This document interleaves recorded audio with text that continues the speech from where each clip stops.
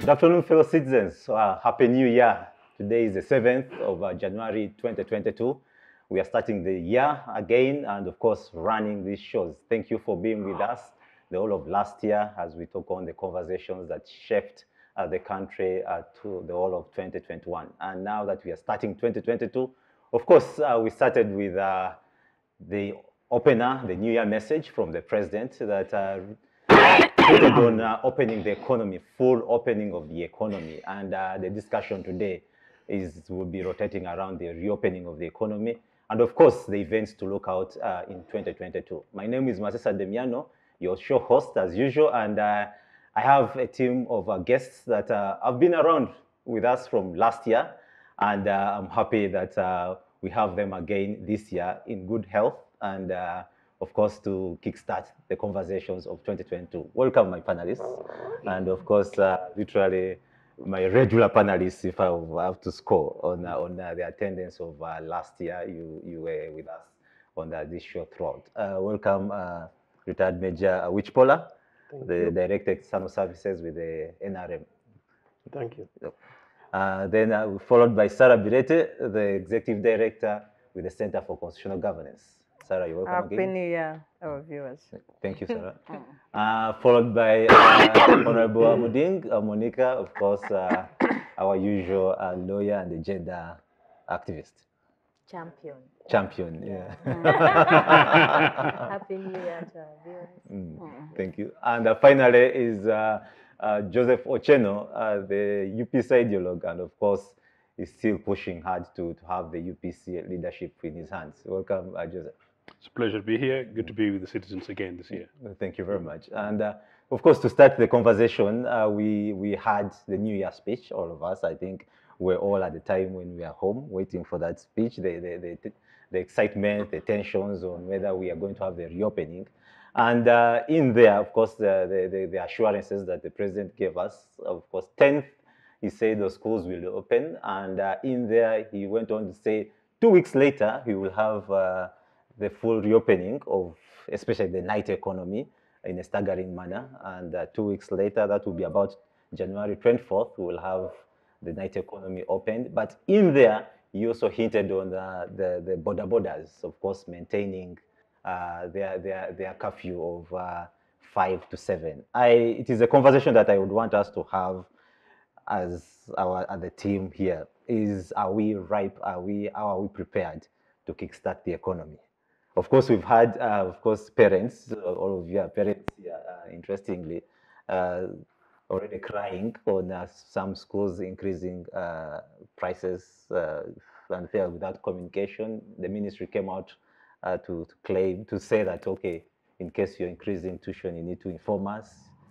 So there's all that struggle at the kickstart of the year. I want us to have that conversation. Where are we? How ready are we as a country? I need to start with Awich this time. Why with me? Because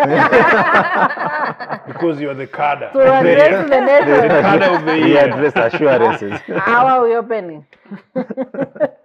Okay, thank you so much. I think it's right and fitting, especially when I'm talking as government or as a party in power, because the opening is basically set by the government, and more so it has come from the mouth of the president, the fountain of honor. Now, it is good that we're going to open the economy. This will mean that activities in both short and long-term areas will now be flagged off. Of course, in the short term, we are talking of the immediate term. We are talking of making other activities roll in operation, like the body you're saying, like going back to school. That will kick off. And we also know that in there will be challenges like affordability of fees, but the government position has been made clear about how to regulate and protect the learners and the parents as well. We just wait to see the implementation of the guidelines that have been given for areas of protection. But also in the long term, I like to say that, or the immediate term is that we have a national budget running. It will be set in operation the normal way. We are yet to see the effect of corona or the COVID on the implementation of the, on the budget. Because budget has set activities that the country had set out to achieve. So it will be set now in place, because before that, it would be difficult to assume that there's now implementation of the budget. Though, with or without opening, the calendar year is running anyway, and the presumption would be that you are running the budget. The other thing that I like to say is that as a party, we shall, of course, assume that the party manifesto is being implemented. And Assume or yeah, What did because you say, I am assume? saying they assume because I'm saying we assume because of the challenges. Some people think that once there's challenge, then it is not working. So I'm using the word assumption in a very specific choice of words. Diction, my diction is clear, my choice of words are clear, because some people think that when there are this challenge like COVID, then the manifesto is put in abeyance. No, it is not put in abeyance, and that's why I'm saying assuming. I want them to know that the presumption is that. So that's an assurance. Yeah? Yes. Therefore, as I keep saying, it's the party which has the social contract with the people. When we went for campaign, we told the people, vote for us for A, B, C, D. Therefore, party forms a government, which is the implementing agency of the party manifesto. So we also like to remind the implementers, the executive, the armed ministries and other agencies, that we shall be having periodic review on compliance, on the implementation. So we shall be calling upon stakeholders, implementing agencies, to tell us if we had the manifesto of making roads, the roads people should tell us now how many kilometers have they done and how many is left. If they say that COVID interfered, to what effect has COVID interfered? Same thing in agriculture, same thing in peace and security, everything. So we shall be doing that. So in a nutshell, therefore, production will continue, will resume, or will continue from where it has been, because at the end of the day, it is how we create wealth that matters. So in all aspects, we expect it to start, and then we see how we end the year. Thank you. Yeah. Thank you very much, Awich, and of course giving us the opener and almost the government position. Sarah, I would want to invite you in, and of course, you've seen what is happening around already. We have the transport sector is all open now. People are moving, of course, but also with the challenges of also increasing in prices. But now we need to understand how far are the people, do the people have the money now? Are we prepared as a country? three things. One, I wish to reemphasize views shared here last year that the 2-year lockdown was unnecessary. Holding sectors under lockdown for 2 years without any provision of how they live was illogical, was excessive, and was inconsiderate of government. Who are these sectors that were under lockdown for 2 years? The schools, Entertainment. 15 million children locked in homes. We had the 44% pregnancy rate for the underaged girls, 44%. Crisis of teenage pregnancies. We have a range of other crimes. We don't know how many boy children we've lost to drugs. We've lost to hardcore criminals, criminal gangs. We are yet to know the impact gravity.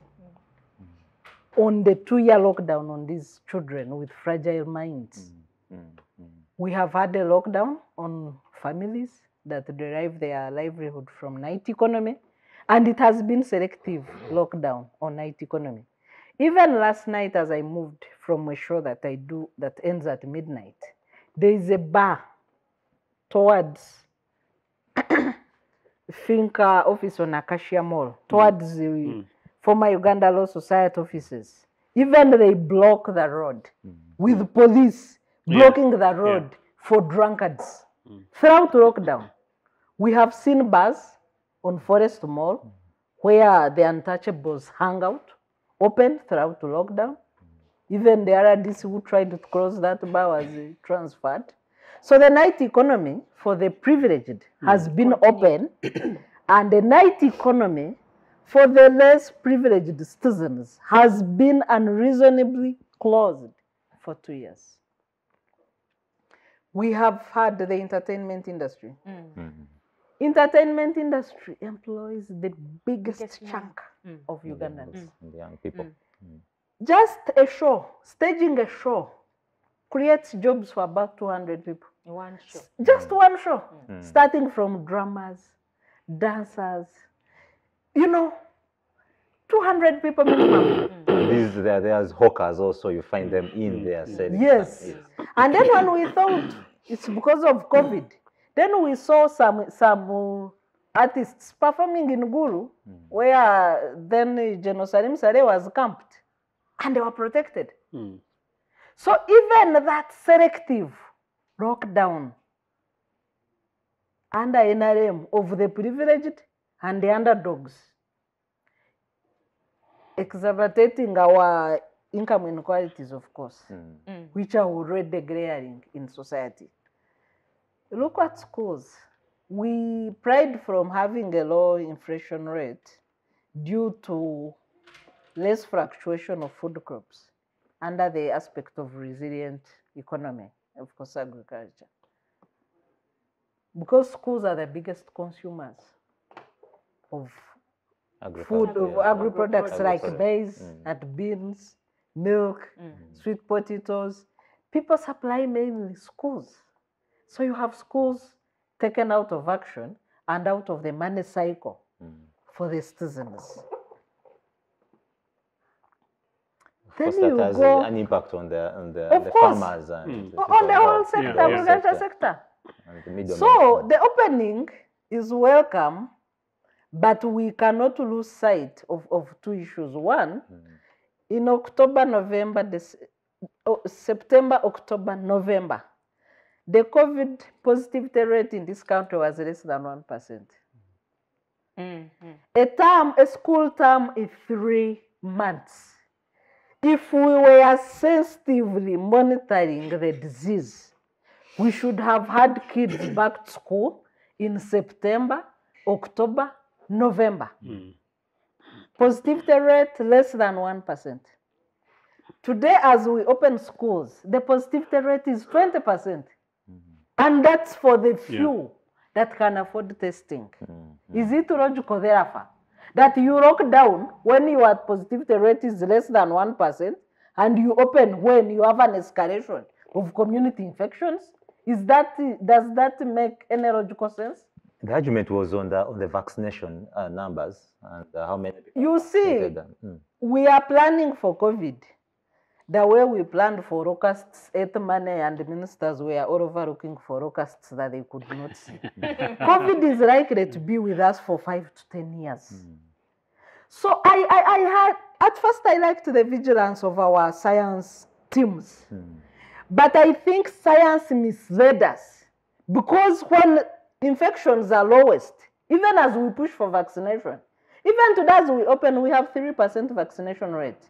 1.5 million fully vaccinated, 9.8 first dose. Doses administered is a total of 9.8. So we had 3% vaccination. So is it therefore vaccination when we had 3% population rate? Does not make sense. I support vaccination, I support science, but I think the leadership missed the point. Instead of easing and locking as and when the infections are low and close when they are high, we did a one-track method, and maybe it's because of age, really, because COVID is not just in Uganda.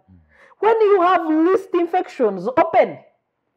When infections rise, reduce. Then when they are high, lock. Really, that is common sense to me as a non-scientist. So I think we missed the point. And we are opening at an escalation of COVID. It would be important to hear from government beyond vaccination, because vaccination is not a measure.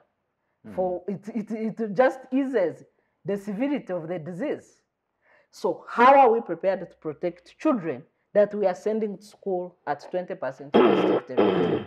Thank you very much, Sarah. And of course, it's a discussion we'll have extensively here. Those are provocative, of course. Of course, I wanted to say, now that you I wanted to say that from me to Sarah, Sarah set her own question and answered it. It's like when we're in school. When you're in school, they're asking you trans-Saharan trade, then you start answering transatlantic. What was the question? The question was opening. Now, you talked about the background. Now, about the background, let me comment that. You see the background. Why I seem to see a lacuna in my coverage is that the background, the president has repeatedly said and maintained his position that for me, I would rather, or for Uganda, you rather save the children, let them grow at home, than put them at risk as they die. Why are we sending them at 20% positivity rate? Now, that is why the argument against the two, because the Sarah is saying 2 years was unreasonable. Yeah. And yet the reasonability was, we have to protect lives. And one way of doing it was that. Okay? So I just wanted to say that you had not asked me that. That's why and Sarah asked the question herself. You're jealous of Sarah's question. So the reason for the locking down was not unreasonable. It was reasonable because we had to choose between life and death. And that we can as well have children who are produced at home, but they are living. That was the rationale. Interesting.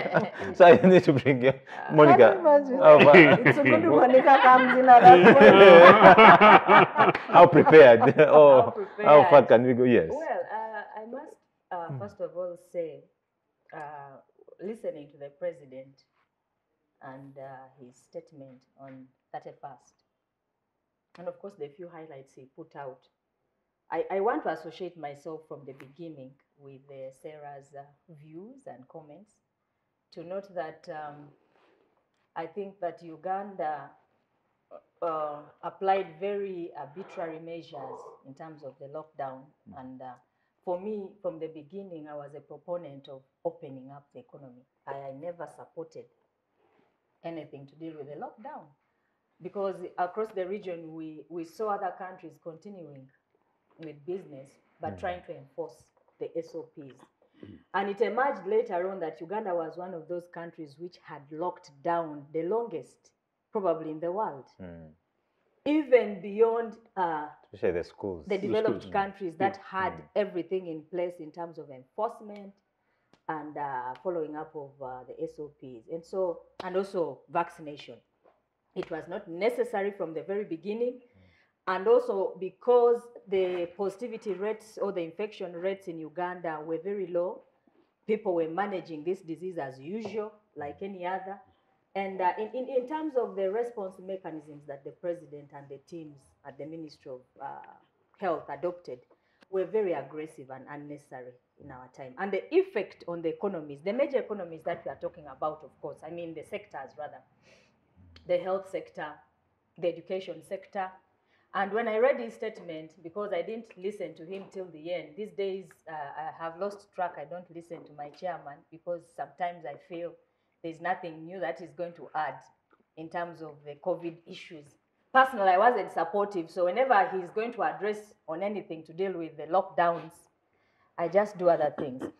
But in his message, he noted that the reason why he enforced the lockdowns was essentially a delaying tactic, so that the economy and the sectors which are talked about, which are necessary in terms of prevention, are prepared and fully set. Number one, the vaccinations that Sarah talks about, that goes up so that the economy is prepared and fully opened when the vaccinations have gone up. And the assessment Ministry of Health gave is the target was 22 million Ugandans. And out of that, I think 9 million have got 1 dose so far.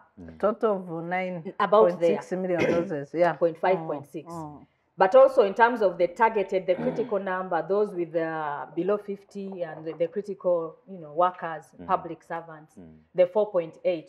Out of that 4.8 million that Uganda was supposed to target as the critical workforce and the vulnerable 3.3 million, only 11,000 have been fully vaccinated. So in terms of the reasons why the head of state actually delayed the opening or enforced those very difficult conditions during the 2 years in terms of lockdown have not been fulfilled. The health sector has not been fully prepared. The vaccinations, the targets have not been hit. Doses are expiring in hospitals in the stock. Over 8 million doses are there and they are not being utilized in terms of getting people vaccinated. And so it was not necessary. Even then, we endured 2 aggressive years as a country to fully reopen, which we are doing now. And that fully reopening is not even, well prepared. The sectors are not ready. The people, I don't know, we are now 2 years. The impact, like Sarah said, we need to assess the impact on the ordinary people in terms of their livelihoods, how the livelihoods were affected, how the education sector was affected, all these other sectors, the economy. Of course, there is an allegation, an assumption that the economy grew at 3.8% per annum, and the previous year 3.4%, that Uganda is among those 5 countries in the world which had growth in the economy. But we need to go further and ask, what are the real terms in terms of the effects on the people, in terms of, these figures can be cosmetic. But when you go on the streets and talk with the ordinary person, the picture is so different. Businesses have closed, so much is destroyed. And when you look at the things that you're talking about, the projection, the emphasis seems to be that the policy direction of government is going into investment in the parish model. I wanted to go to that discussion because he emphasized a lot the parish development model, why he was saying the affected industries, entertainment, hospitality, education, even health, some of those people can be redirected to go and develop their land, join the agriculture sector. On the parish model? Yes, well, and benefit from the parish model. 30 million per parish. Per parish. So essentially, the head of state has officially retired a certain amount of people in Kampala here and sent them back to their villages to be able to participate in a myoga, because his emphasis was a myoga and parish development in this 2022. So it is a state of enforcing inequalities and also empowering a certain class of Ugandans. Why? Because now if you say the people who've been earning in the hospitality industry, in the entertainment industry, those who cannot get back to normal livelihood should now retire to their villages to develop in the agriculture sector. He may make a point if the agriculture sector was ready to receive these people. But what do we have in that sector in terms of priority? Right now, the agriculture sector only has coffee as the most, productive product on the market. Where does that put the rest of the agricultural Ugandans in other products? My people of Teso actually don't have anything that is regarded a commercial crop in Uganda right now. Mangoes. Mangoes, they are cultivating potatoes, groundnuts, and things like that. It's not among the first, priority, commercial products. So it is not, many have said that the 2021 and 20 had some triumphs, had also losses, but largely for me, it was a loss to Ugandans. They hope that government's policy would help to reduce the impact of COVID or the pandemic on their livelihoods, actually exacerbated and worsened the situation because it has increased the inequalities. We talk about the inequalities in education. While the other schools were closed, the other international schools were fully open and upscale for the rich. And upscale doing Zoom classes. So I think largely, sorry, been having this since. Largely, what the lockdown did was to expose the economy in terms of inequalities further, but also to empower a certain group more, because while others were locked down, others were functioning and operating, and also, thirdly, actually to dispossess many people of their livelihoods. So the poverty levels, it is undescribable. And so in 2022, we don't know what the government is, maybe we need to look at the ministerial policy statements and terms of the recovery models, but largely I see it is parish model, which has been focused on in terms of the economic stimulus for many people, because the biggest question right now is recovery in terms of economy and alleviation of poverty in the country in 2022. So we, as Ugandans, we are optimistic always, we are hopeful, we are people full of faith. I know people will go back fully, as you have seen, the streets are fully busy. People will get back to their normal life, try to strive in whichever Of course, way they have to struggle. On their own. on Yes, their own. they have And to. that's what we want to encourage people. But if you wait for government interventions, policies and all that, it will take a while. Ugandans, we are entrepreneurs, people, we are very agile. So we shall go back. But the reopening was welcome, but it was not necessary in the first place to lock down. But yeah, we are here. Interesting. Yeah. Those are good views. Joseph, your take on the reopening? I think for the first time, I'm beginning to feel like I have nothing to say. Can I take your time? Not really, because I want to necessarily, or rather, not really because I don't mind giving my time to Awich, but because I know even if I gave my time to Awich, it might depress. Did he say which? No, Sorry, Awich. The way he's pronouncing it is Pollar Awich is Pollar Awich, my brother, who's related to everybody in Baranyani. Yeah. But no, but yeah, it would be slightly much more depressing. That's basically the point. I suggested at the beginning of the lockdowns that in Uganda, with the rate of infections at the time, positivity rates notwithstanding, even at the beginning, if we had a system that was robust, organized, and functioning enough, we could even perhaps have had two-tier lockdowns where elements of rural Uganda could have been allowed to continue to function and operate. Yeah. And so, locking down the hotspots. Indeed. And so therefore, the majority of Ugandans would not have been left to suffer particularly massive agriculture. These people who mainly depended on subsistence agriculture in rural Uganda. It could have worked extremely well. Evidence actually even now suggests that whatever these guys did, it was absolutely not necessary. And then number two, actually, as Sarah says, I was shocked the other night when I passed via our posh Kololo as a matter of privilege. And at midnight, myself and many of my other colleagues I cannot name, we saw these huge bombings of music that Sarah was talking about. It was actually extraordinary that this can actually happen in an arrogant, posh Kololo adjacent to State House Nakasero. And they closed the road. And they closed the road, meaning to that extreme, almost inconveniencing, and the other elements of Kampala, people being whipped. And just the other end of Kampala, the economy is literally dead.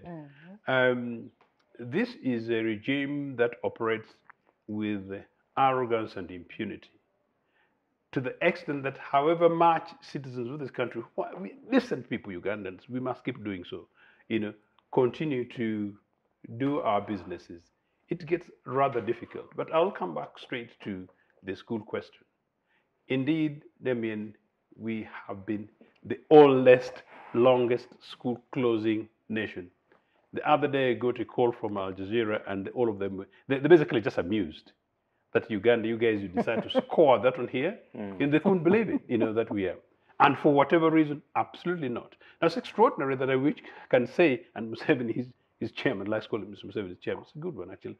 its chairman could say that, look, we would rather save lives. So which country does not want to save lives and did not save lives? You know, right now, Uganda vaccination rate 3%. Surprise, surprise. Rwanda, the enemy state, which is our symbiotic sister nation, 40%. Think about it. That is saving lives, protecting lives. Ghana, the comparable other nation state economy, I don't have Kenya's figure. Kenya's thinking about 24 plus, something like that. About 42%, something thereabout. So what is it? That is what you do. You know, you don't lock children, and then you taunt parents by saying they'll rather be there alive but illiterate. You don't taunt parents by saying they'll rather be there and, you know, and molested, but they're okay. Taunt children, and then we add into the basket of teenage pregnancies, and it's okay.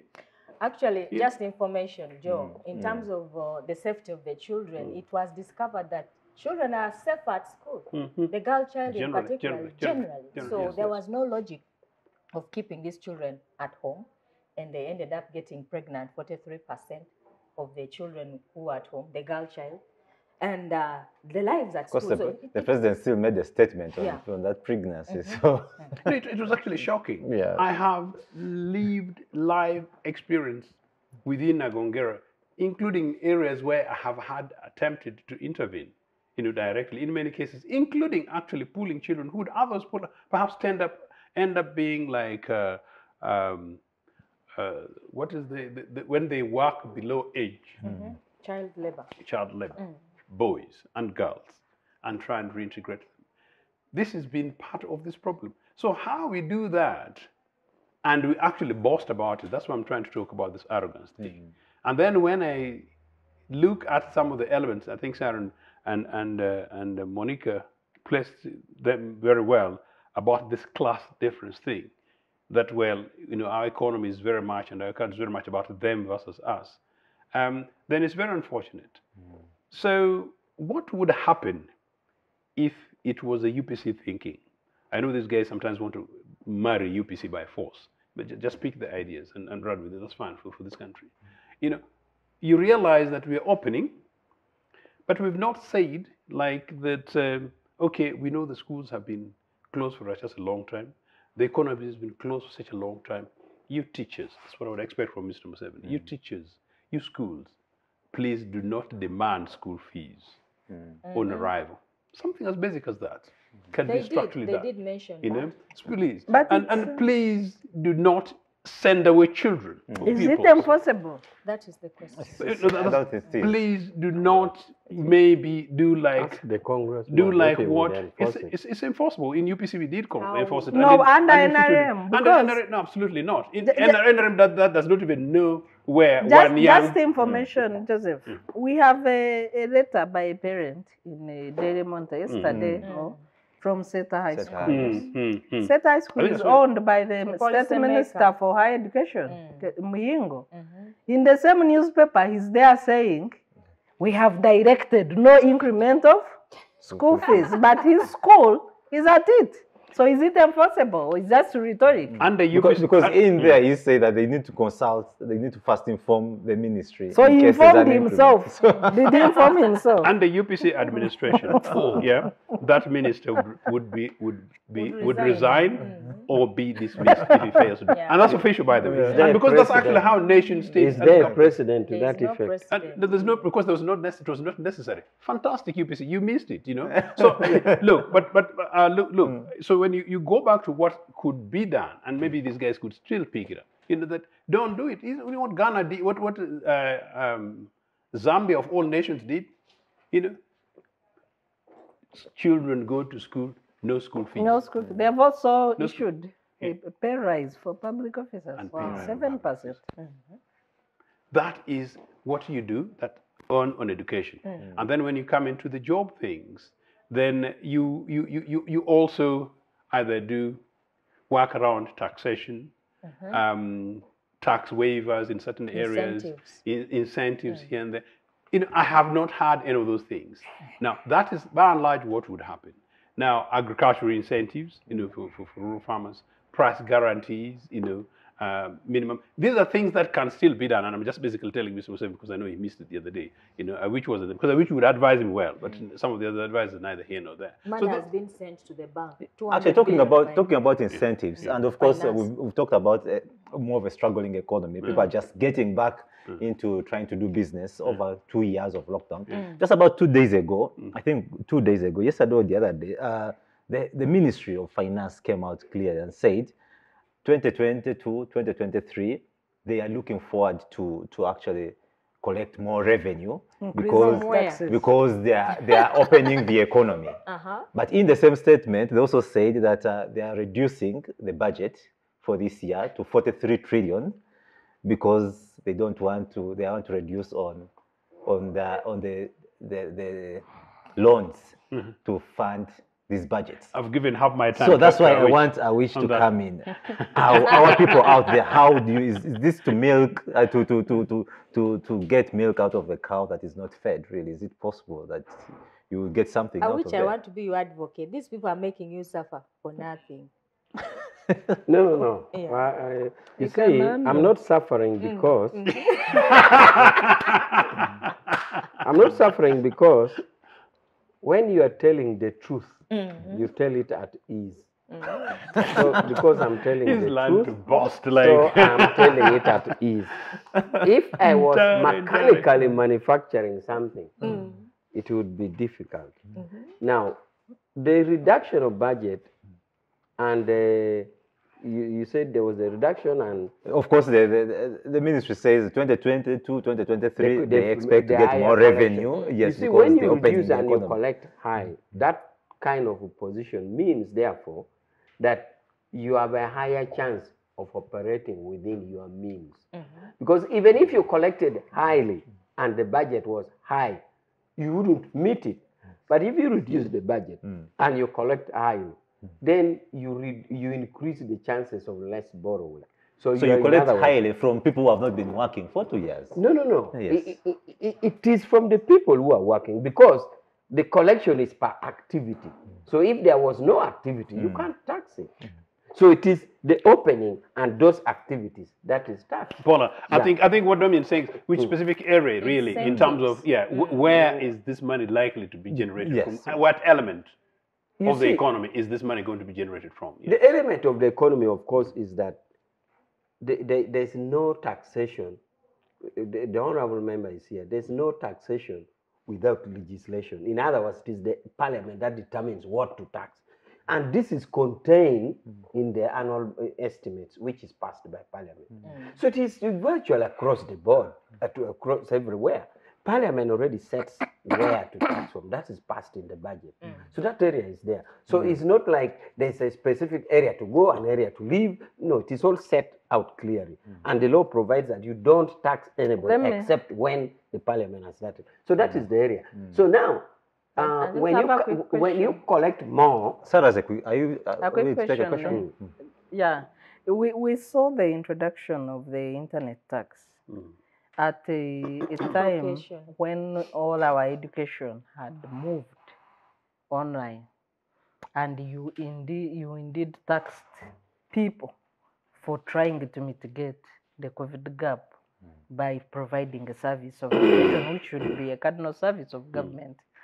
We have seen a statement from finance saying they must increase the tax base, and other countries, in terms of reviving the economy, are cutting taxes, are trying to make sure there is an increase in the purchasing power of the people to revive the economies. Do you think that your actions are well intended in terms of reviving the economy? Of course, the actions are well intended. And that's why earlier on I had said that the law provides that you have no right to tax the people until their representatives decide so.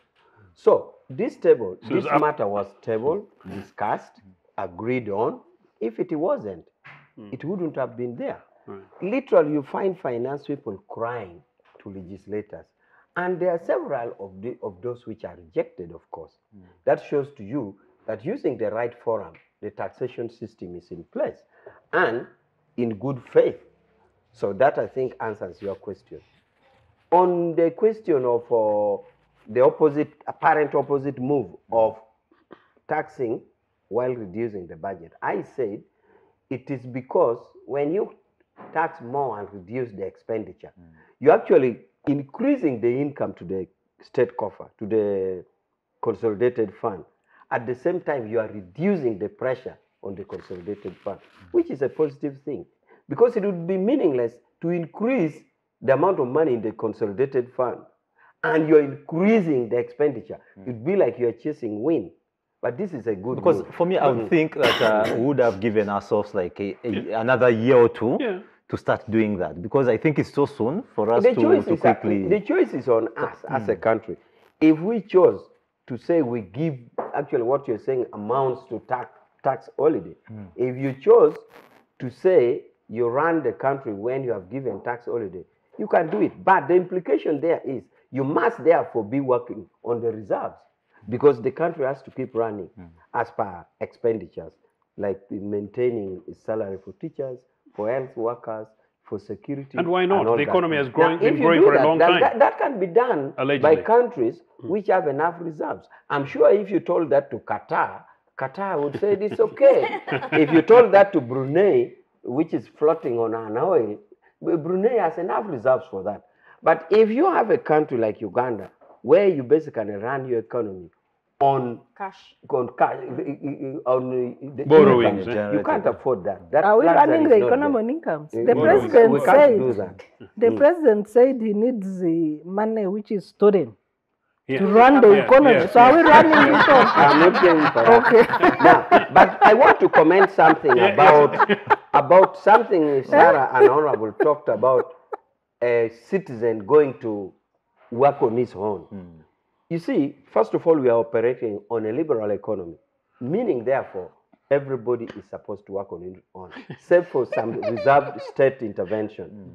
Now, whatever happens within the jurisdiction of the country is to either only that we take a failure to be for the state, a success to be for the individual.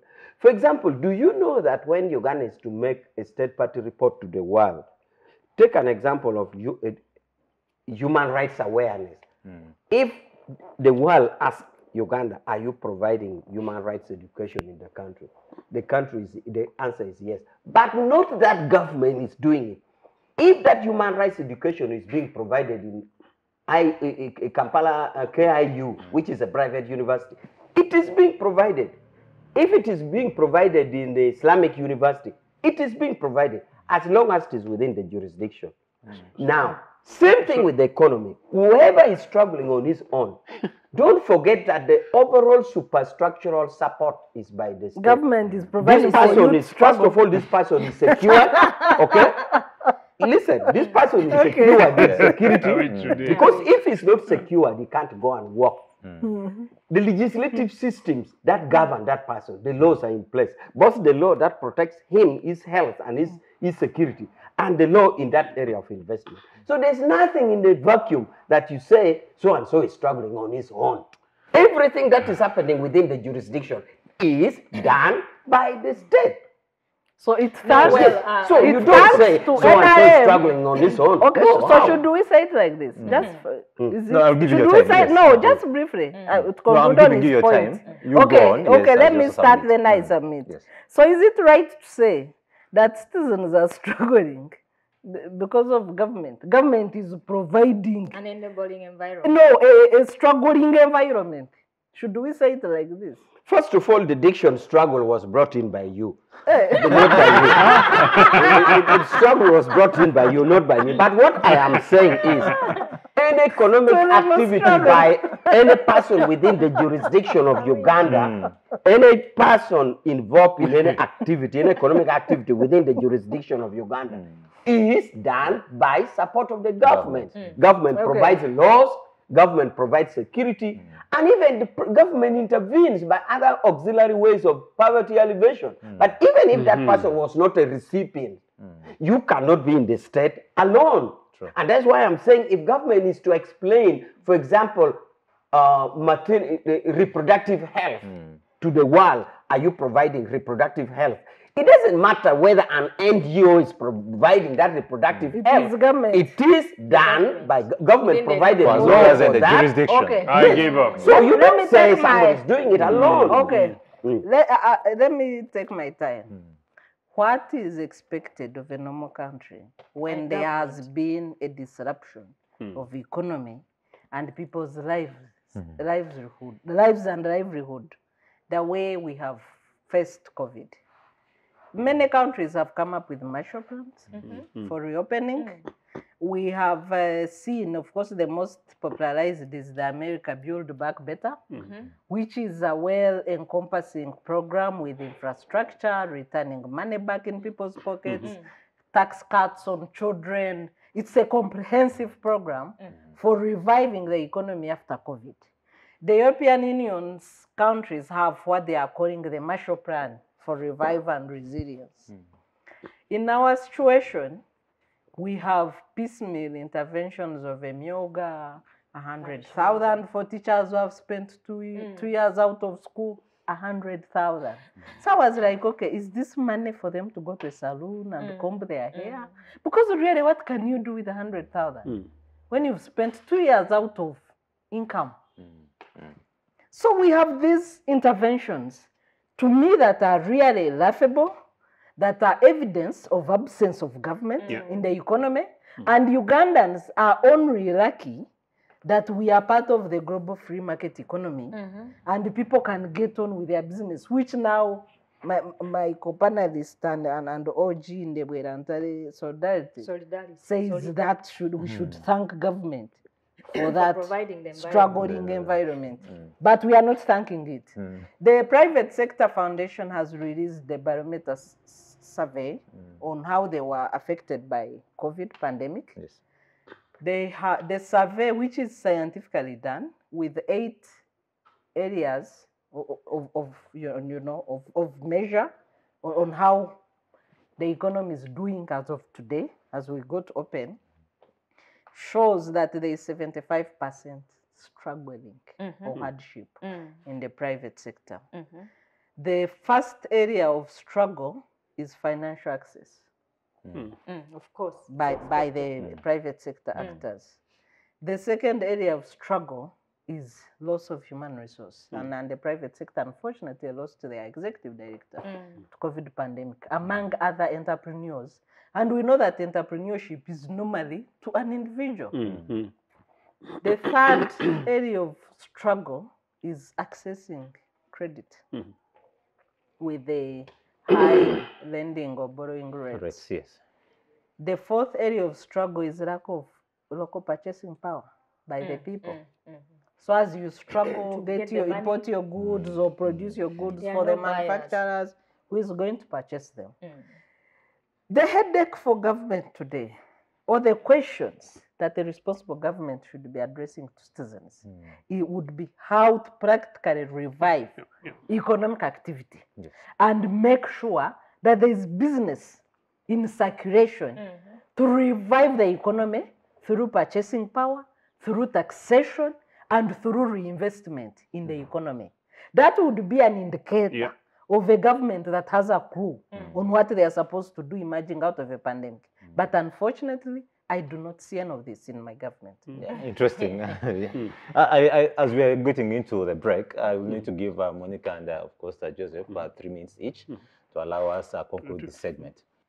Of course, it's interesting the way, I don't want to put my senior colleague Awich in that level.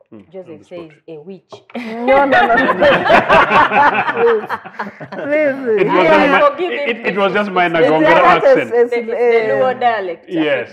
But how come a witch himself doesn't use that? Because it's too much the other end. So, senior colleague Awich probably, in my joking thoughts, is one of these spinners.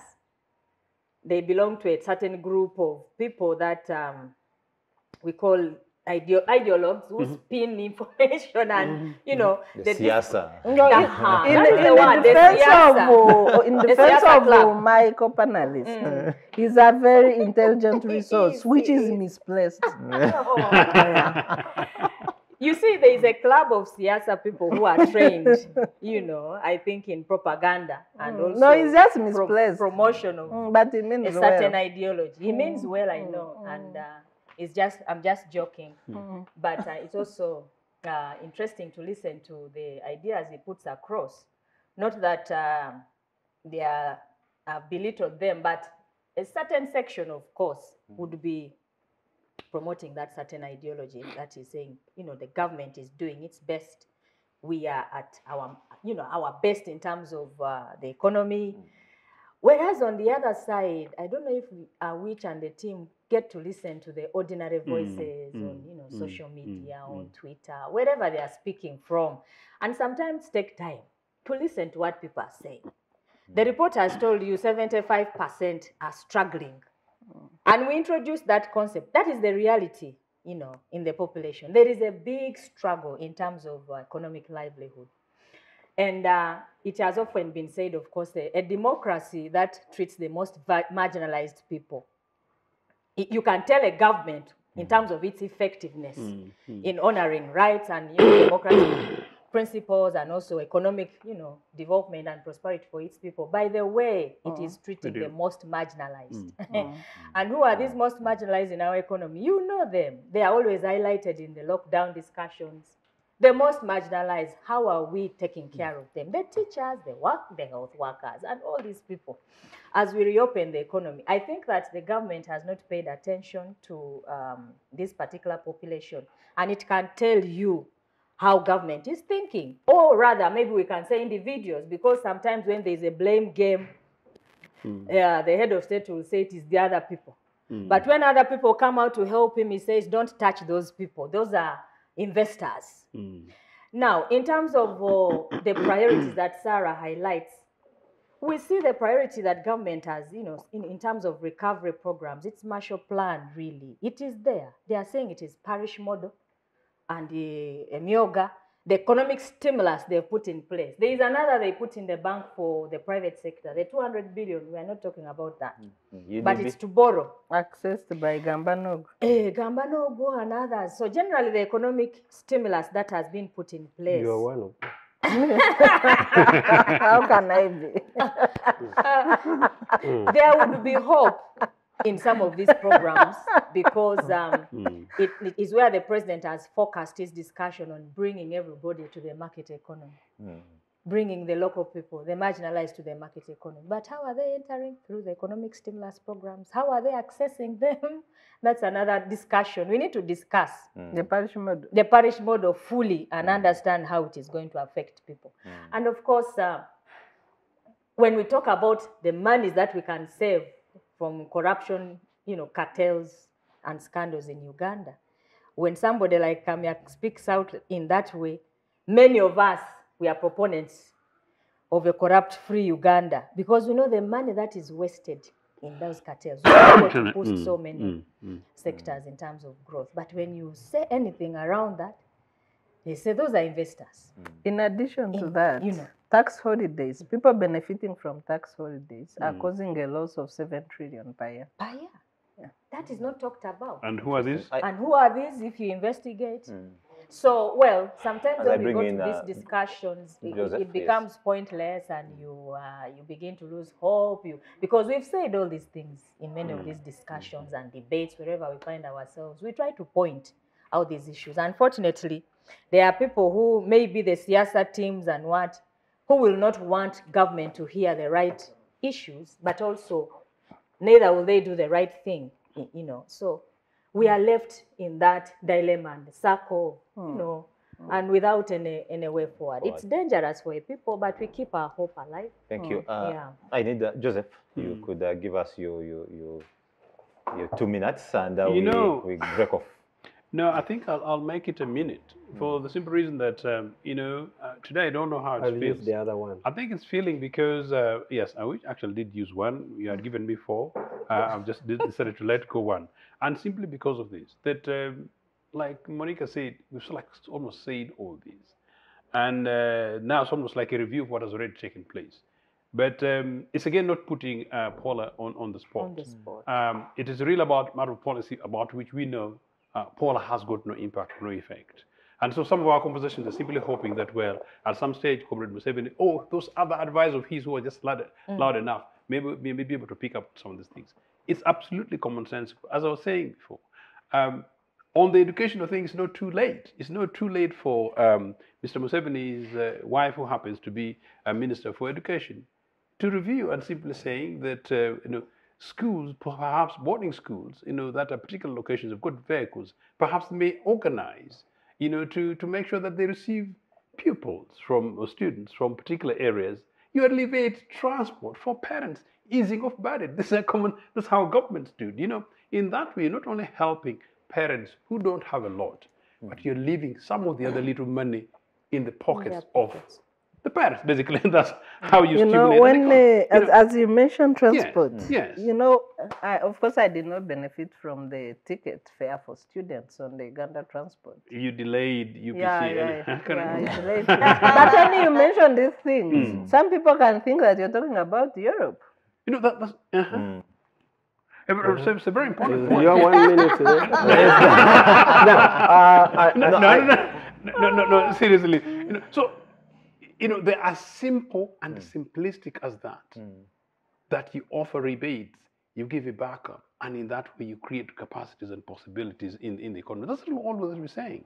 And so I know Comrade Awich doesn't want us to continue enlisting this, because if Mr. Museveni could pick one or two of the things that we talk about now, it would actually change lives and livelihood for people. And it might be just a beginning of a possibility that the opening up of the economy is one that actually caters for the tax dollars at the top, but that the most marginalized, the rural ends of Uganda, also have a possibility of beginning, especially after all, they're the ones who've been most affected. Thank you very much, Joseph. And Awich, I will give you 30 seconds at the second segment of our discussion, so that you bring out what you really wanted to respond to. Just to get into the break, I would want to of course, tell you to thank you for being our ardent followers, and of course, following this discussion that is live on our YouTube channel, Civic Space TV. Please kindly click there and go to subscribe and be part of this conversation. Subscribe to the channel. A lot of discussions are on there. A lot of information is on there for you to get to know throughout what has happened in the year, and also what we hope to see. But also on our Facebook page, we are running streaming live, and Twitter on our chat show hashtag. We are on there on Civic Space TV handles, CCGA1 handles. We're having these discussions. Of course, in that second segment, very many people keep saying that, of course, we are a country, being a Uganda is a full-time job. And of course, like many people always say, how do we live as Ugandans? One event after the other, one event after the other. In a scope of 1 week, you're on to another. So we need to discuss and get to know in the second segment what are those really highlights of 2022 we should be looking out in this coming year. Thank you.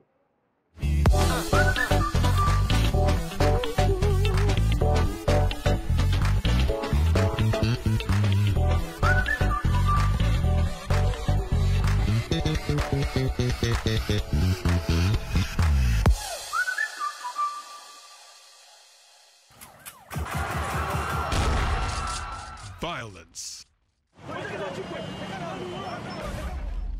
anger and hatred, misery, loss and pain. No, this shouldn't be the situation after elections. Fellow youth and Ugandans, now that elections are over, it is time to embrace our differences in opinion, political affiliations, and other issues that tend to divide us. We need to refocus on all the things that are beneficial to us, our families and friends. It's our duty to restore peace in our communities, and even as we participate in democratic processes, it's important that we do it with dignity. Say no to post-election violence. This message is brought to you by Center for Constitutional Governance in partnership with Action Aid Uganda. Welcome back from that short break, and thank you for being our ardent followers on Civic Space TV here every Friday 2 to 4 p.m. as we discuss issues around the country and, of course, the events that shape us as Ugandans. Of course, on the panel, I've had the opportunity again this year to have Awich Pollar back, Sarah Bireete on, Wonderful, Awich. Monicah, Amoding, and Joseph Ochieno into the year 2022. And of course, like we said, we're going to have a discussion, this segment, on the issues that we have to look out into 2022. And here we need to look on the issues around the constitutional amendments. We have to look at the issues on human rights.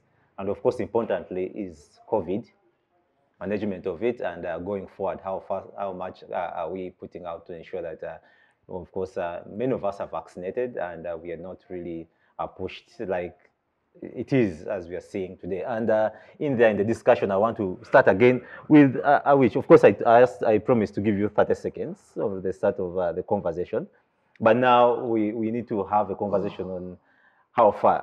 Monicah talked about in the first segment on the worry of and Sarah of the hike in the of course the infection rates, and if we are not sure, we are not careful, this might increase if the SOPs are not followed. There are no control measures that are there. Won't we see another lockdown eventually? Because it's possible the president might come up one day and say, no, again, you people, we need to go back into another lockdown. Which measures, as we opened up, do we or shall we follow this time? Okay, thank you so much. I'm going to address, as you said, on the expected events that will shape our way through the year. And you have mentioned about 4 of them. But please let me comment on something which was discussed in the previous segment, just in a minute. Honorable Monicah, I appreciate that she left what we are discussing on the table and went for my head. And I should believe that, and she dwelt at it at length. And I am made to believe that she did that because she sees the wonderful presentation that I make. Because why would she leave what is being discussed on the table and go for my head? My prayer is that she tells the appointing officer, appointing authority, that your cadre is doing a good job. But as I said, my goodness should only be recorded. in telling the truth, not the ability to manipulate. And this now makes me comment about, I am a member of SEC now because I'm a director. We had SEC on the 17th. We were there from Friday, Saturday, Sunday, up to Monday when we left. We were resident in Entebbe and we were in State House throughout. Now, the biggest thing we discussed was method of mobilization. And the key thing in there was that mobilization should not be maneuverability of words. It should be needs-based. Satisfy needs and convince him that or her that the movement is good. For example, in my area, a Ugandan has lost a travel document in UK. Ensure that that person should travel back home through consular services. If that person travels home, you give a travel document.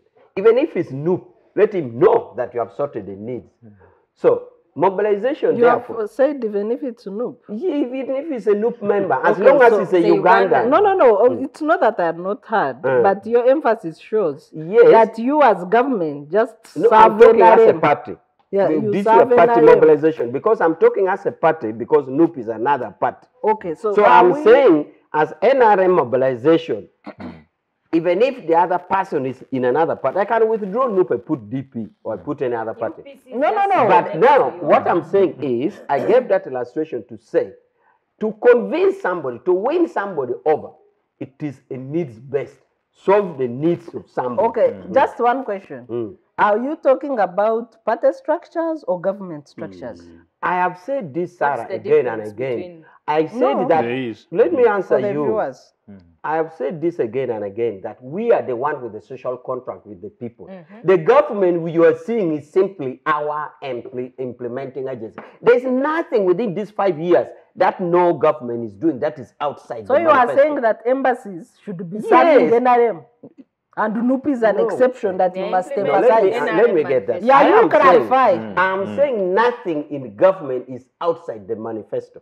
If you look squarely in the Ministry of Foreign Affairs, the manifesto therein is that we as NRM promise to protect any Ugandan outside.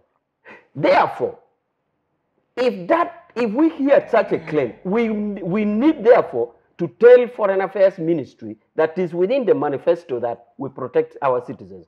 Mr. X and so has lost the So it means that other people who don't support NRM are not given consular services. No, that's not what he's saying. What is he saying?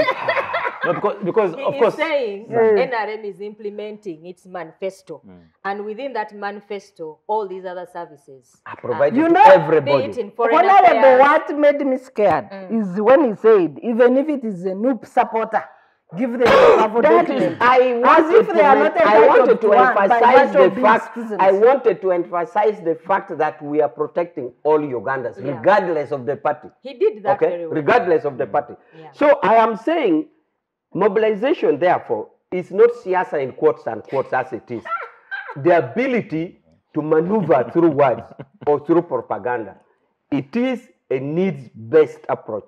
Satisfy a need, and that is it. Therefore, if Honorable Monicah finds me very convincing, and you see, I understand her, because you see, I'm facing three persons who are not sharing almost the same view, much as Monicah is with me in the same party. But the thing is, I think she was sympathizing with me as to how I would come, and as to how I would come to rebut. And she finds my rebuttal so good that she appreciates the rebuttal. That is it. So I end that at that. And so please tell the appointing authority that I make good rebuttal, which is convincing, and it is truthful, and it is needs-based. Okay. Now, on the issue of COVID, on the issue of what will they transpire this year, COVID, of course, I wouldn't be surprised if we went through lockdown again, because many countries are doing it. It depends on the severity. How severe is it? And our scientists are at standby to do that. It is just a political pronouncement, but it's normally scientific advice. The pronouncement can turn out from the political mouth, but the decision or the advice is from the scientist. So, if our scientists deem otherwise, then we shall see what it is. But in the meantime, government will continue advocating precautionary measures like SOPs and other things, and needs that government can do. So we do hope that we shall sail through it without necessarily going back to lockout. But many countries have done it, and they keep doing it. So that is as far as COVID is concerned. So we pray and hope it will be fine. Now, other issues that you mentioned, human rights. I think those ones we shall get to them. Okay. Yeah. So you want COVID? The issue fine. of COVID. COVID is that. Can I just make a small comment on that? On Comrade Awich, certainly you must know that such spaces are very challenging for NRM cadres. And getting an NRM cadre now to go to a space like this and many others, it's a battle. I know. And how many of them do you see? You are hold of the NRM, party flag So in we need to terms give of credit to him. promotion. I must Yeah, commend of course, him, certainly. Of course. Because to be in such spaces and many others, and try as much as he can. I sympathize with him, like he said. It's a very difficult position to have to speak for certain things that go wrong in terms of government policy, and you are alone, one in a million, in many of these spaces. You are doing very well, and I want to commend you so much for. And in there, we'll also and we invite want you to to talk keep about you the here. COVID You must issue. always come around to. He's a regular. Yeah. Thank you. Yeah, he's a regular, and we agreed. We value your So on the presence. issue of COVID, so we, at least now that you're speaking, I'll give you the opportunity, then I get back to Sarah. Well, in terms of enforcement, I think that government should not venture into forceful vaccination.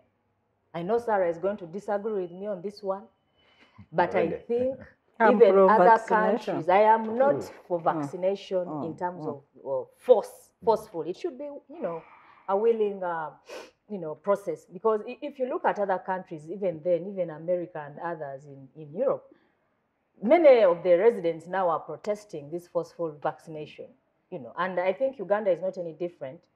People should be allowed to willingly go in terms of, actually, in one of the sessions here, we discussed the approach of this vaccination, that it should be focusing on the benefits. It should not focus on forceful vaccination, because it comes with so many other cultural, spiritual, and many other perspectives, and people belong to different of these values in But society. you see, even in these other countries, yes, just the Yeah. other day, the French President Macron said that it's going to make it hard, actually irritating for the nationals to actually if they don't actually go for vaccination to attend social events. No, but so it is something that we the need point to take we serious. should interrogate is the fact that even those who are fully vaccinated, I don't know how many boosters, jabs you've got, you get the first, the second, and even a booster, but you can still be hospitalized, you can still be exposed to infection. So I don't think it's necessarily about, there's a lot of issues that still need to be understood about the vaccine. The conspiracy theory. Yeah, no, well, they are not conspiracy, because the fact is people are getting sick even when they are vaccinated. And I'm not in any way trying to decampaign vaccination, but it should not be a forceful process. If I have no reason to, go out of the country and do other things, of course, someone will say Amoding, you're arguing in a layman's, way. But this thing here is we need to go slow in terms of forcing people to take it up, because even then, the health status of persons is not investigated. They just bring Joe here. They don't know what is, his underlying conditions. They just put a jab, and then after that, somebody's health condition worsens in other ways. So, in terms of enforcement, we should focus on other preventive methods as well, mechanisms, that is, social distancing, wearing of masks and all that. Vaccination is one of them, but people should be allowed to make those critical health decisions if they are to take in the vaccine, because even then, the positivity levels in Uganda compared to other places is not so bad. You talk about, I think that is one of the issues you've put across in terms of enforcement. But for me, I vouch for full opening and allow Ugandans to go normally with their business. I think even we have COVID-X on the market and other mechanisms are coming up in terms of prevention and treatment. So life can be managed. The other issues that you raise. No, we can discuss them. We should after this. Sarah, we're talking about on COVID management, and I think it was one of the journalists who went and made an investigation and on the cards. On the cards, and people are getting for the record, my view on vaccination is that it should not be forceful. But where there is a spike, let those who don't wish to be vaccinated isolate from the others. So my view is lockdown on the unvaccinated and anti-vaxxers whenever there is a spike. You don't want to be vaccinated. No, you do not want to be vaccinated. You have no right to endanger others. That's my approach. So if there is a spike, I would put roadblocks to keep people at home who are unvaccinated if I was the president of this country. For a short time. You have your right not to be vaccinated, stay home. We shall tell you when to move. Then you have removed our right. No. But you see, I'm not saying take the jab permanently. I'm saying there is a danger, and we have science, proven facts, that vaccination reduces severity, reduces spread. But Sarah, now you have an issue. The president, just the other day, said, I'm coming to the forgeries. Yes. Of course, that is now the failure of governance on the part of my friend's party. And mine. We are a country of fraudulent means. We are a country who does the opposite of rule of law. Even on simple matters like arresting somebody for 48 hours, putting them in court is rocket science. So how do you expect a country that does not obey any law to enforce anything? I don't expect anything. Interesting. No, the question is who issues those cards? Because if you look at people who are traveling out of this country, majority are not getting vaccinated. But they are buying these cards which are matching with the official Monicah, point of correction. Doses. For travel, we use electronic. My card is on my phone, and they scan the code. That is different from NASA road cards. Yes, I've been traveling throughout COVID.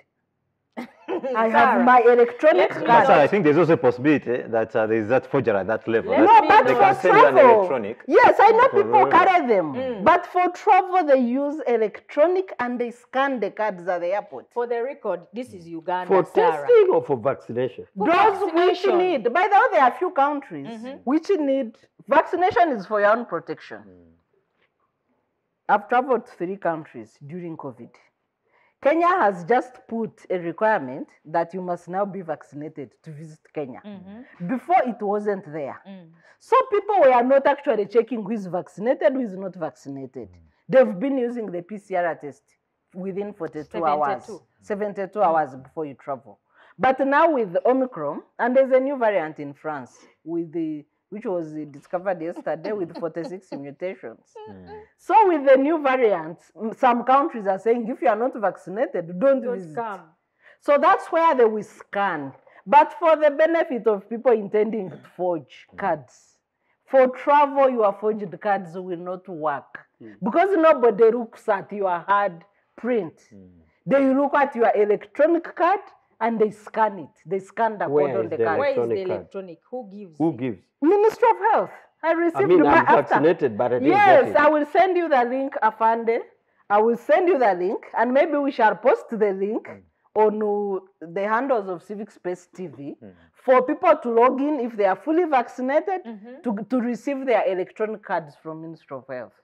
I will share with you. Maybe that Yes. will curb the forgeries Yes. that are going on right now. But the truth of I it will- I There's- will there's share not that because link. I also did my full vaccination. yeah, the last I time will- I checked, and they only told me that you vaccinated once. No, you follow up with evidence and you get your card. Yes, I did that, Yeah. and I think from 23rd I've been updating, but it has not come to date. But it only shows that there's a PDF that is supposed to come I have- but That is the incompetence of this regime. to this Yeah. date. And number 2, But they are electronic cards. And with they have evidence that Senior Director Awich does not know what Sarah was saying, and he's actually, I don't want to be, he's actually responsible for the services, tells you how bad this system is. And that is why this civic space is so extremely important, because you get your news, information, has positioned first here. Sarah, no, seriously, Sarah's just provided that, look, you'll be wasting time. What are we saying? Where this regime wastes money on that place called media center nonsense and everything else, a UPC government in the future will review the use of that space called media center for all of us. Really, it's about public information. It's about clear information. It's about clear communication. Part of the conversation, including the exchanges between the two sisters here, is also very much about Actually, I've communication. also seen About the clarity. link Yeah. when you are traveling, Yeah. the online health ministry desk, where you log in before you set off for your flight, pay for your airport testing, and when you reach, you get an electronic receipt, and you just show your receipt and go for your testing. The Ministry of Health has tried and on travel. But how they do this to make sure Information, that all this maybe information we is shall provided host. information to people? We did host Ministry officials at the beginning of COVID. Yes. So I think we need should to have have another them again, session yeah. with the Ministry of Health officials on Maybe. updates on COVID. That can help, because it is a belated intervention, because cards were already issued, and those cards Have gone to NASA Road. Have gone to NASA. Majority, some of them have come from NASA, and so now They are a waste of time. They And can't people have work now and travel. built, people have now already built out. malls on them. They'll be doing that for People have built malls out the of it. taxi travels and Yeah. what I think they'll work. They can only use them locally. Which I need to They are get not our for travel. conversation on the issues of constitutional amendments that are out there, and of course the human rights. We need to have this conversation at a go. There is the issue on the proposal for the MPs to actually elect the president. We hope that will literally dominate part of our discussion into the year.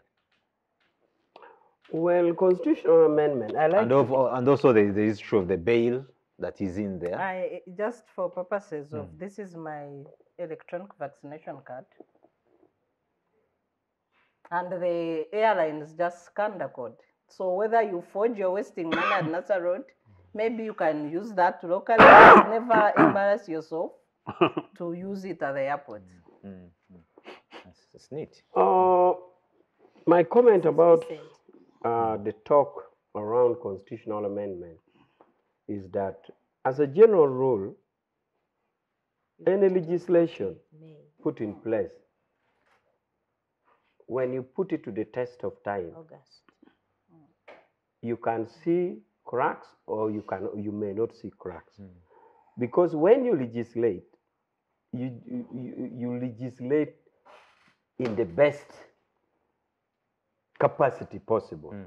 You have foreseen the future, you have seen this, you have consulted, you have done this, you have done that. But when you put it to the test, you see cracks.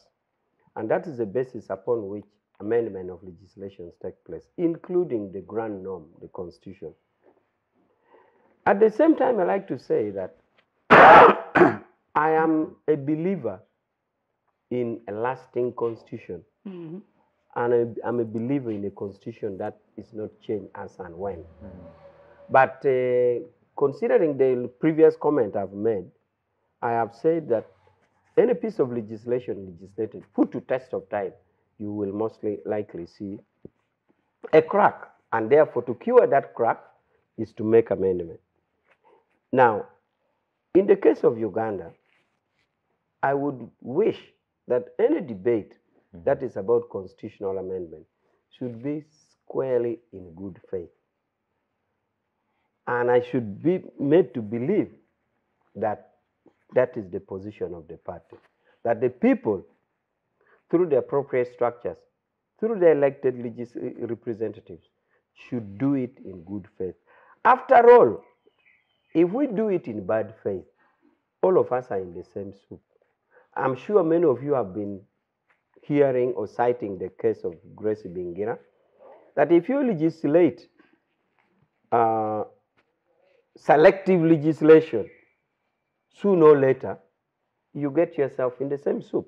For the avoidance of doubt, during UPC regime, with due respect to my congressman, UPC came up with a Bingira, the Minister of Internal Affairs, came up with a law called Preventive Detention Act. Preventive Detention Act was to the effect that if they suspect you are about to commit a crime, then you are arrested on prevention.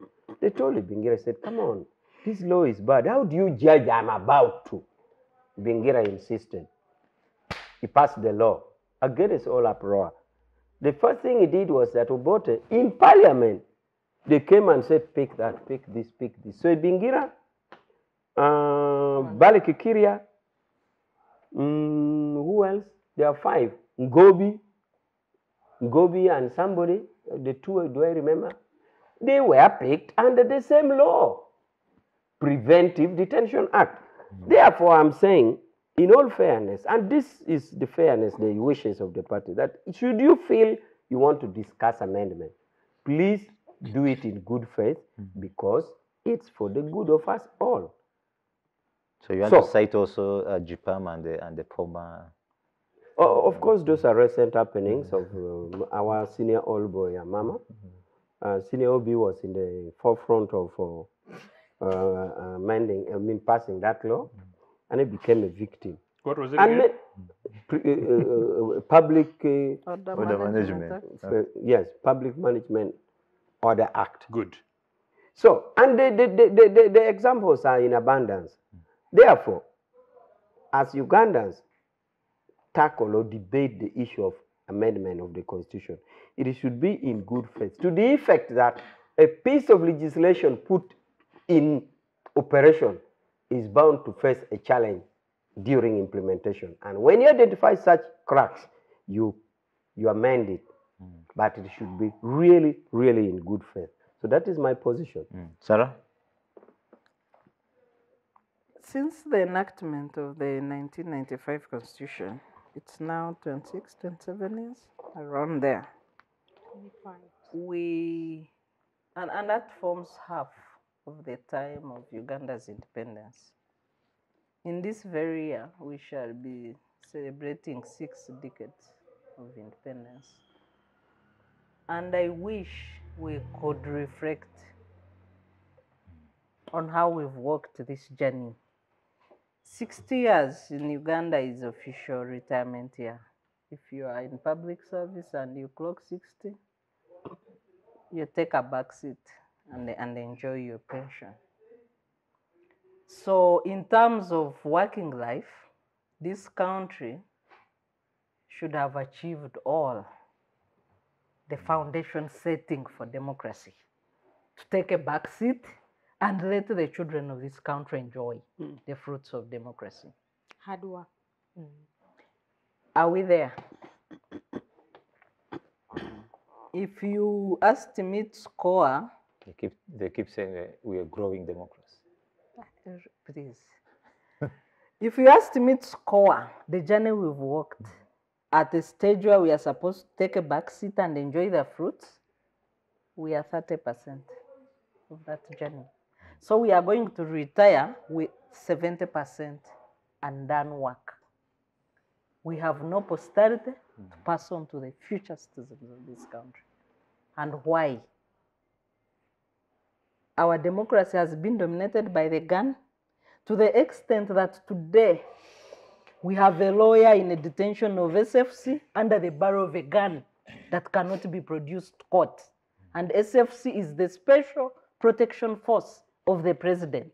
So the president is holding a lawyer, a human rights activist today under the barrel of a gun. 8 days of detention without producing him in court. That is the retirement that we are offering the future of these children in form of democracy. It has all been a lie. It has all been dominated by a gun, and we are still at the barrel of a gun. In that vein, the last constitutional amendments that we witnessed as a country were at gunpoint. Parliament was invaded by the military thanks to NRM, beat the hell out of MPs in the chambers where they are protected, violated the sanctity of Parliament and people's democracy. That is the last constitutional amendment that we experienced in this country. Do I expect any better? No.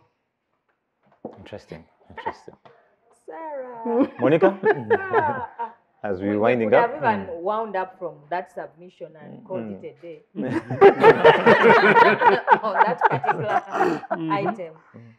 But let me just say Because something. again, we are winding up, yes. In that scene that Sarah talks about, I was one of the MPs who was battered I know. and beaten in terms of the work that we were trying to challenge or protect. Or holding a divergent view. Well, perhaps, but largely we were trying to champion. I thought you were on the popular- NRM side, so you were not beaten. I was beaten. So you are because I beating was- those on the on side of the the- I was not on on the side of the people. Common sense It is and NRM conscious. which was We were beaten. the people. Of course, it was NRM beating. At that time. And I love to talk about it because, you know, being in NRM and you maintain such a position is the hardest thing to ever do as an individual and also member of parliament. And when I saw that issue coming up, I know that given the experience we went through in the last parliament, certainly the constitution amendments, first, they are setting a scene to bring as many proposals as possible. We started with the bail proposals. Now we have the parliamentary system change coming. There was also a proposal on land, I think initially, there was a need to amend the Land Act around a certain area. So what I feel is that they are trying to test the environment and the ground to see which one can sail through in terms of its acceptability in the public. And I was one of the first people that said, look, my party, NRM, I think this particular proposal we are bringing on board seems not to have been consulted on by the people. Can we first go and consult and then we come here and discuss internally on how to do it? If it is accepted, and then we do that. So what Honorable Council Awich is talking about, good faith and acceptability, that will be put to test. And we are going to come back here. I don't know how many months, if that comes to the table, and Awich will be talking in tongues. He will be talking in another way, because then there will be an instruction to ensure that we get it out if NRM, and in particular, I mean, a few people in NRM want it. It may not be a majority, If a few individuals decide that this is where we want to go, we want a parliamentary system, they will stop at nothing, including what Sarah is describing, the guns and everything, to get that constitution amended. We've seen it. And it is very painful to discuss it. And there are people who have lived through the experiences, just as is describing the Binjira time. Even in this time, there are people that have lived through that experience and they were battling.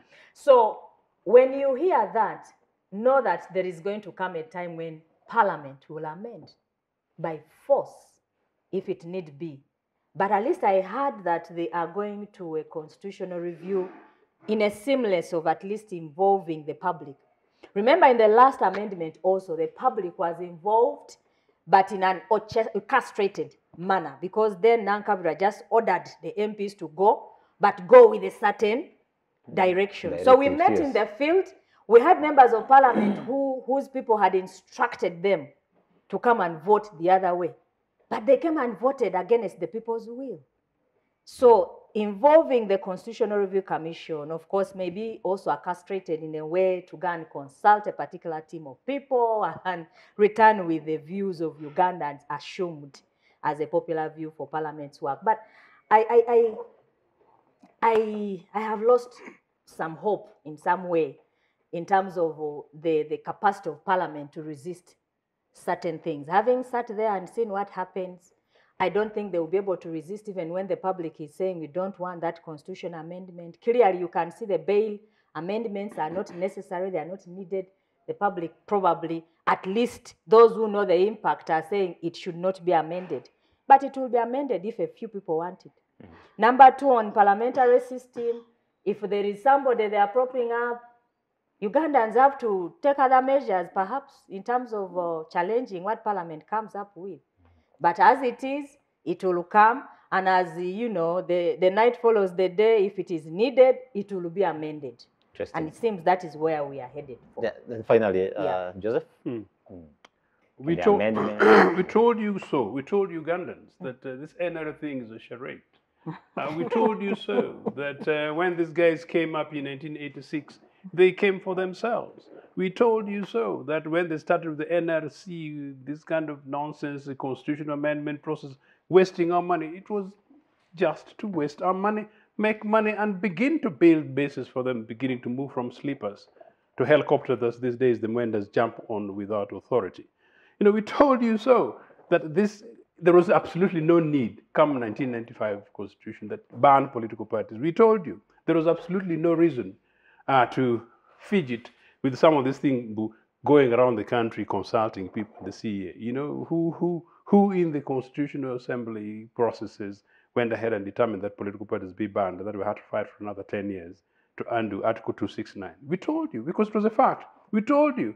They came with this constitutional thing about term limits, you know, and age limits, because they targeted Obote. It has come back to hit them. So we told you that even bringing so-called direct presidential election processes, you know, we were a parliamentary system at the time. The issue was deal with the challenges, the structural challenges in our country as a nation that grows. And actually, which is right, that when you merge, a nation stumbles. When you find particular constitutional challenges, you come back, have a conversation in parliament. Political parties have conversations, and indeed the country have conversations, and you amend. It wasn't that. These guys had an agenda. Their agenda is here.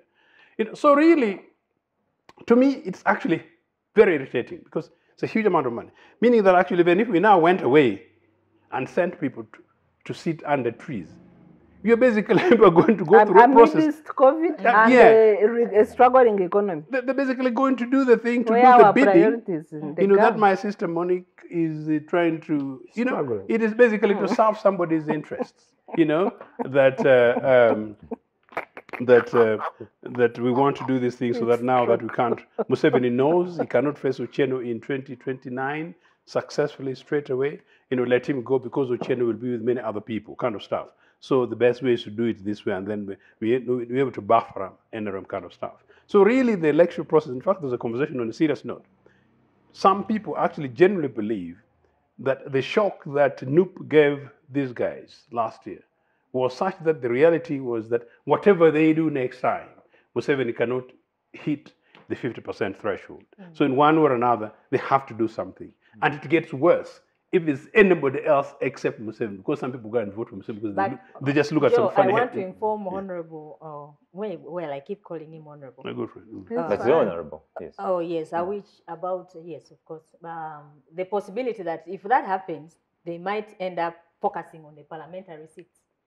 And what happened in Zambia can happen here, that you can focus on the parliamentary seats and lose them still. Do you Come know? back and expect parliament to vote you know, for a president, and they vote another person then. Thank you for preempting me. Do you know Awich? This country, yeah? All this they're trying to do, which is sustaining them, is brutality and using the power of the gun to shake people, including holding on to people who, the likes of the Kankwezas, who are young boys who, whatever they say, whatever the case, opens up people's minds. This country, once sufficiently mobilized and organized, there's nothing you can do to stop it. So actually, a parliamentary system is absolutely no guarantee. Absolutely no guarantee. Thank you, Uganda, for waking up. You know, Uganda People's Congress will come. We shall pick our bases starting with Bushenyi. You will see what will happen. It will not take it anywhere. But really, sort of that is the kind of hope these guys. Because let me please Awich. The biggest advantage of parliamentary system is this, that it becomes an issues-based polity generally. Members of parliament tend to be sort of critiqued slightly more around their political parties and indeed political parties and organizations. So actually, in the reality of 40 years of a tired NRM, where we now know that Museveni wants to hold it by force, and if he doesn't hold it by force, he wants to hand it over by actually breaking the back of people's sons and daughters. Like now, Kankweza is in custody. We don't even know where he is after 8 years. And we said we built a constitution to guarantee 8 days to guarantee the rights of fellow citizens. And this is a young man with the little children in custody. We don't know. Just very quickly, you referred to Ibingira. Ibingira in the 60s, yeah. Ibingira was a Western spy in UPC, Western spy.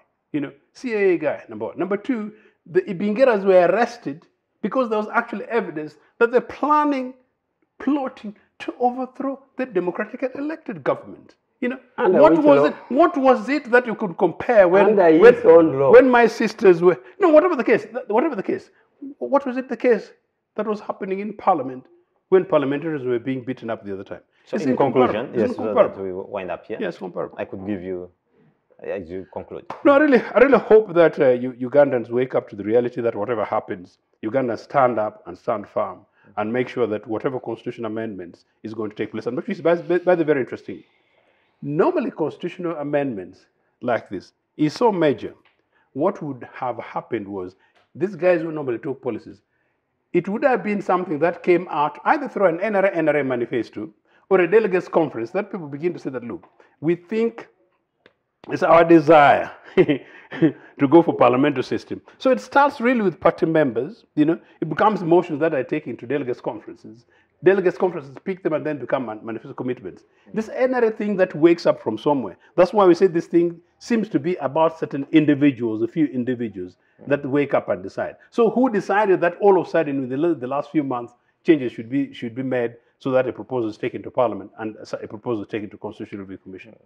Thank you, and thank you very much, of course, Joseph. Monicah, I will not add you more time because we are. Just one. I will not wind up. I'll just end on that. Okay.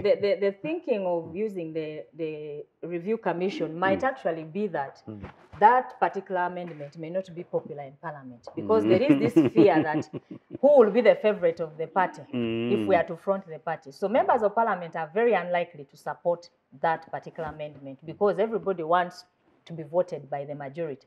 So it's likely that maybe they will focus it and tie it to the presidential elections or use the review commission to ratify that decision without involving members of Parliament to make that decision. So it's still a discussion that it's a debate that we will have throughout engage. And of course, it's an interesting debate that we will have into the year and the years to come ahead of the elections that are going to be also heated.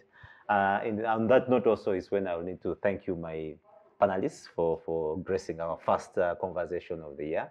And this has been a Friday, a very interesting afternoon with a lot of challenges, of course, happening there for those that are fighting for human rights and, of course, for the rights of other people.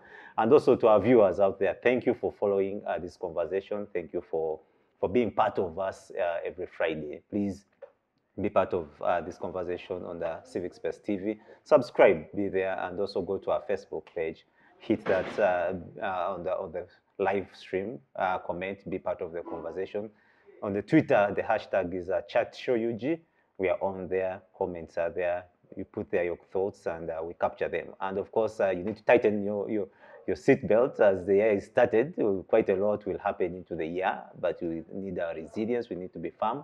And of course, the Civic Space TV here, and of course on the chat show, we'll keep you updated on the events as they come and also give direction possibly on what we need to do in the course of the events as they come. Thank you, and for God and my country.